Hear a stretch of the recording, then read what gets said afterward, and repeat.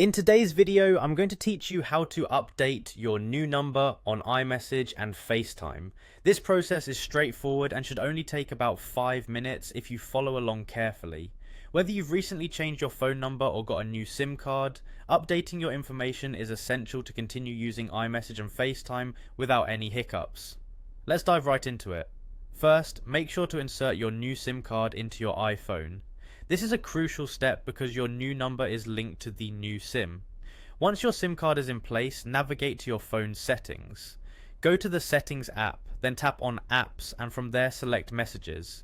This is where we will verify and potentially update your number. Now within the Messages settings, tap on Send and Receive. This section is particularly important because it shows the phone numbers and email addresses that are associated with your iMessage account. Here you should see your new number displayed. It will be listed under You can receive iMessages to and reply from. However, if your new number doesn't appear automatically, don't worry, there are additional steps you can take to resolve this. In the event that your new number isn't showing, the next course of action is to sign out and back into both iMessage and FaceTime. Start with iMessage, go back to the Messages settings, then tap on Send and Receive. You'll see your Apple ID displayed here. Tap on it and choose the option to sign out. Once you've done that, simply sign back in with your Apple ID to refresh the connection. Next, do the same for FaceTime. Go back to your main settings, find and select FaceTime. Once there, tap on your Apple ID, then choose to sign out. Again, all you have to do is sign back in with your Apple ID just like you did with iMessage.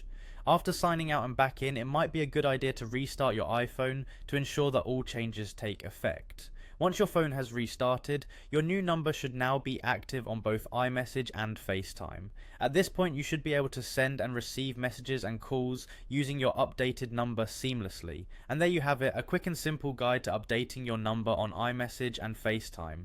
Keeping your information current ensures that your communication through Apple's services remains uninterrupted. Thanks for watching and happy messaging. If you found this guide helpful, don't forget to like the video and subscribe for more tech tips like this.